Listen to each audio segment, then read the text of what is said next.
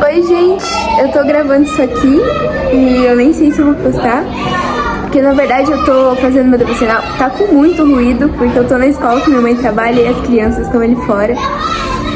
Eu nem sei se eu vou postar isso aqui, mas eu precisava gravar porque o Senhor colocou algo no meu coração e eu não podia deixar de transportar isso.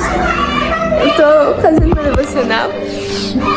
Aqui, ai Jesus, tá a minha Bíblia, o meu caderninho, o solquinho ali. Não sei se deu pra ver também. Eu não preparei nada pra gravar isso, mas eu preciso compartilhar, porque eu tava vendo um vídeo sobre o testemunho de uma menina, e nesse vídeo ela contou que ela demorou muito tempo pra descobrir o chamado e o propósito dela, e quando ela descobriu, tudo mudou na vida dela. E nesse processo, ela passou por períodos que ela orava clamando por isso, né? Clamando por descobrir o chamado dela, por descobrir aquilo que Deus queria pra vida dela. E eu lembrei de mim, que eu tive uma experiência com Deus muito forte quando eu tinha 11 e 12 anos. Foi um período que eu mudei de igreja e eu conheci uma geração de jovens que queimava por Deus como eu nunca tinha conhecido. E ali naquele momento eu me derramei no altar e eu pedi: Senhor, eu quero queimar dessa forma. E pela primeira vez eu chorei de uma forma incontrolável e incomparável no altar e aos pés. E ali eu orei por amigos que me movessem no Espírito Santo, que me levassem ao Espírito Santo. Eu orei por um ministério, por um chamado, porque eu ainda não sabia o que Deus queria fazer através da minha vida. E assim, eu chego a me emocionar com isso, porque Jesus tem cultivado muito no meu coração, porque eu lembrei de coisas que eu pedi quando eu era bem novinha e eu queria viver em Jesus, porque eu via jovens mais velhos que eu, que estavam vivendo coisas tremendas na presença, e eu queria viver aquilo, só que eu não entendia que Jesus não queria aquilo pra mim naquele momento, porque naquele momento eu precisava conhecer o Espírito Santo e me apaixonar por ele primeiro, e depois eu viveria coisas sobrenaturais. E aí eu me peguei olhando pra mim hoje. E hoje eu vivo a resposta de muitas orações de quando eu era pequena. Orações que eu vivi nesse período. Orações que eu entreguei naquele dia ajoelhado no altar. Orações que eu fiz ano passado. Hoje eu me vejo cumprindo algo. E eu vejo um ministério na minha vida que eu nunca imaginei que eu fosse viver, sabe? E Deus colocou isso no meu coração: não se apresse, porque eu tenho o tempo certo. E parece algo muito simples, mas eu não sei, gente, queimou muito aqui dentro.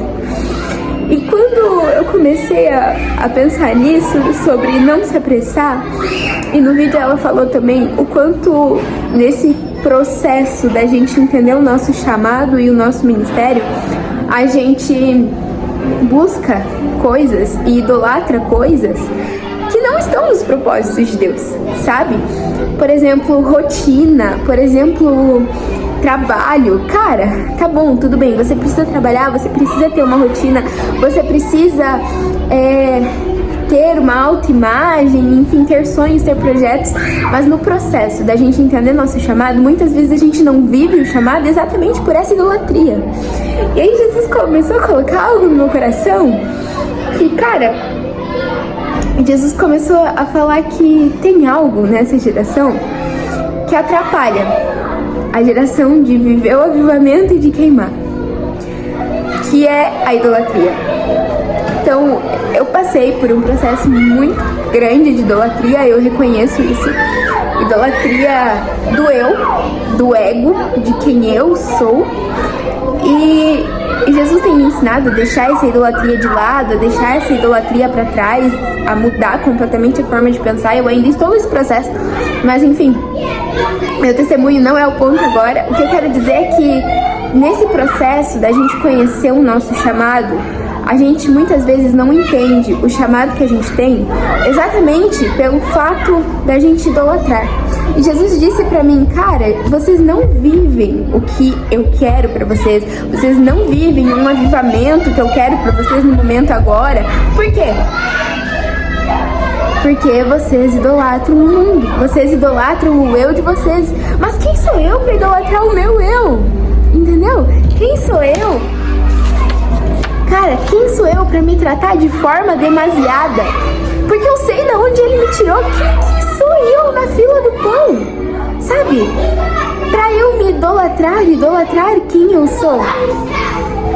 E aí, Jesus colocou uma analogia na minha cabeça que explodiu demais, que é assim, a chama, o fogo, a fornalha. Quando a gente vai fazer uma lareira, enfim, acender uma fogueira, a gente precisa de quê? Lenha seca e não de lenha molhada. Se a gente põe lenha molhada, o fogo não acende ou o fogo apaga, né? E a idolatria, ela é isso na nossa vida. Ela é essa lenha molhada que nos impede de queimar. Só que quando a gente coloca a lenha molhada e o fogo apaga, a gente passa frio. E quando a gente passa frio, a gente morre. E quando a gente morre, a gente não transborda nada, a gente não semeia nada, não tem mais como. Então Jesus disse: vocês são geração eleita, geração escolhida, geração amada, mas não se apressem, não idolatrem. Eu tenho o tempo certo para tudo.